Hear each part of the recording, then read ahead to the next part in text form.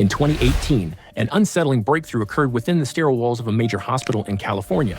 A woman, frail and in pain, was admitted with late-stage cancer. Conventional diagnostics painted a grim but vague picture. She had months, perhaps. Then, quietly and without fanfare, a prediction emerged from a system that didn't wear a white coat or carry a stethoscope. It was Google's AI. Medical Brain. This machine processed over 175,000 data points from her medical history in seconds. It didn't ask questions. It didn't blink. Its prognosis? She had just 24 hours to live. She passed the next day. This was not an isolated miracle of computation. Medical Brain, trained on hundreds of thousands of patient records, was showing an ability few thought possible. In trials, it consistently predicted death with over 95% accuracy. It wasn't just outperforming humans, it was redefining what it meant to predict life itself. And with that came a heavy question. Should a machine be allowed to foresee the end? Hidden behind layers of Google infrastructure, a team of engineers and medical experts quietly developed one of the most advanced AI systems in modern medicine. It wasn't flashy. It wasn't public. Its name was unassuming. Medical Brain. This was not your smartphone assistant. It wasn't built to chat or offer recipes. It was forged in data, massive, raw, chaotic data. From electronic health records to free-form physician notes, from vital signs to medication logs, Medical Brain devoured it all. It could interpret charts, analyze scans, and even read the scrawled, disorganized notes left by sleep-deprived interns. That alone made it revolutionary. Traditional medical software often ignores unstructured data, the chaotic notes, handwritten anomalies. But Medical Brain thrived on it. In one study published in Nature, it predicted mortality outcomes 24 to 48 hours sooner than expert physicians. It surpassed tools that had been used for decades in intensive care units. It beat them all. If AI can predict your future more accurately than a trained medical professional, who do we trust now?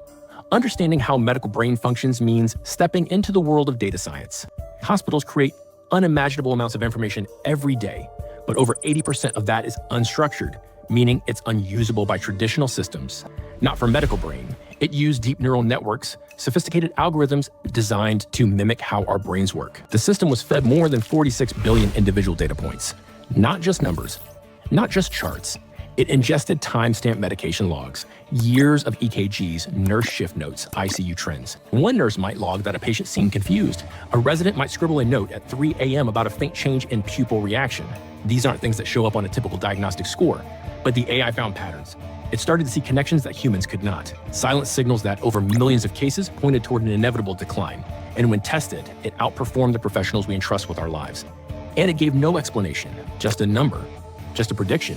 Medical Brain isn't like a human doctor. It doesn't explain its thought process. It doesn't offer a rationale. It's what engineers call a black box.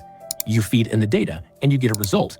But how the machine got there, that remains obscured, buried in layers of mathematical abstraction. Even Google's top researchers admit they don't fully understand the pathways the AI takes to reach a decision. This is the very nature of deep learning. The system teaches itself in ways that go beyond our understanding. In marketing or product recommendations, a black box is tolerable. But in healthcare, where a wrong prediction can end a life or alter one irreversibly, this is where ethics and technology collide. Because if a doctor tells you there's hope, but the AI says there's none, what do you believe? For many physicians, Medical Brain represents more than just a tool. It represents a threat. Imagine studying medicine for over a decade, mastering anatomy, pathology, diagnostic technique. Then imagine being told that a software model can do what you do, faster, and in many cases, better. It challenges professional identity. It strikes at the heart of what it means to be a healer. Medical Brain doesn't get tired. It doesn't get emotionally attached. It doesn't second guess. For some professionals, it's a gift. For others, it's an insult. Because if patients begin to trust a machine over a physician, the entire doctor-patient relationship could change forever. AI systems reflect the data they're trained on, and medical data, it's messy, it's inconsistent, it carries the weight of decades of human error, systemic inefficiencies, and misjudgments. Patterns of bias, whether geographic, socioeconomic, or cultural, often go unnoticed in datasets. And when those biases exist, the AI doesn't correct them, it amplifies them. That means Medical Brain might make better predictions for some patient profiles, while offering dangerously inaccurate conclusions for others. What happens when the AI flags someone as terminal who isn't? What happens when it recommends end-of-life care, when aggressive treatment might have saved them? In life or death decisions, probably isn't good enough. In some cases, AI predictions were shared with families. A nurse or doctor, feeling ethically obligated, passed along the machine's estimate. It says your daughter won't survive the night. What does that do to a parent? Even if it's accurate, does that foreknowledge help? Or does it destroy any sliver of hope that might have kept someone fighting? Medical professionals are trained to deliver bad news with care. AI doesn't deliver at all. It calculates. And the human burden falls on the shoulders of someone trying to interpret a prophecy from a machine. This isn't just about accuracy. It's about how truth is delivered, and whether it should be delivered at all. In some facilities, medical brain is now being treated less like a tool and more like an oracle. Doctors consult it before making rounds. Nurses whisper about its predictions. Patients start to ask, what did the AI say? The machine, silent and invisible, begins to take on an aura. Its predictions carry more weight than human words, and slowly, subtly, belief creeps in. Not belief in science, not in medicine, belief in the machine. It becomes the voice of fate, not just a tool for guidance, but an arbiter of destiny. Why is Google in this space to begin with? It's not just about helping people. Medical data is one of the richest untapped sources of human insight. If you can predict death, you can predict everything else too. Chronic illness, mental health crises, fertility, behavior. This data has value beyond belief to governments, to insurers, to pharmaceutical companies, and whoever controls it shapes the future of healthcare and maybe even the future of society itself. And yet, despite all of this, almost no laws exist to govern these tools. There's no mandate requiring hospitals to disclose AI usage. No demand for transparency in how predictions are made. No regulatory body that checks for fairness, accuracy, or bias. If an error leads to a tragedy, who is responsible? The developer? The hospital? The machine? Right now, no one knows. Most people say they want honesty from their doctors. But what about from a machine? If an AI tells you that you have 3 days to live, do you want to know? What does that knowledge do to you? Does it help you find peace? Or does it steal something sacred from your final hours? We are not just biological systems. We are emotional beings. And sometimes, uncertainty is a mercy. Machines don't understand that. Google's medical brain is real. It's powerful. And it's here.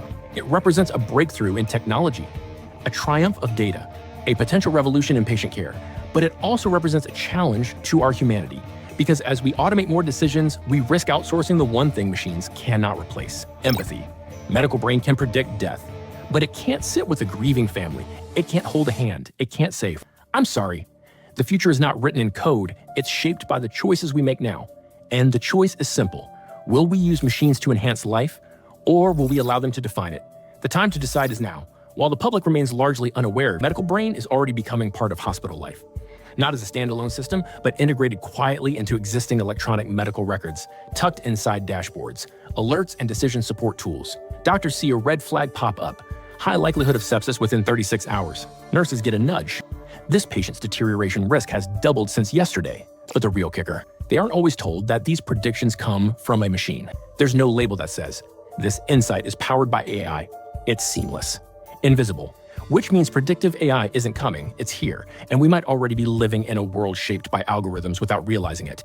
The question is, how much consent do patients and providers really have in this AI-assisted reality? Let's ask the uncomfortable question. Who benefits when a machine can predict death? Hospitals save money when they can reduce end-of-life costs. Insurance companies thrive on prediction. They can hike premiums, deny coverage, or limit services if an algorithm says your future looks bleak. Medical brain isn't just about care. It's also about control. If an AI determines that you're likely to develop a chronic condition in 10 years, will your health insurance rates change?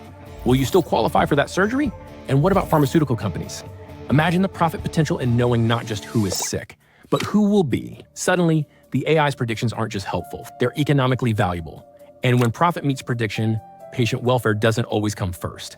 What starts in one hospital can ripple outward. Medical brain was trained in the United States, but its methods, algorithms, and predictions are now being adapted worldwide. Different countries, different cultures, different healthcare systems, but the same machine logic.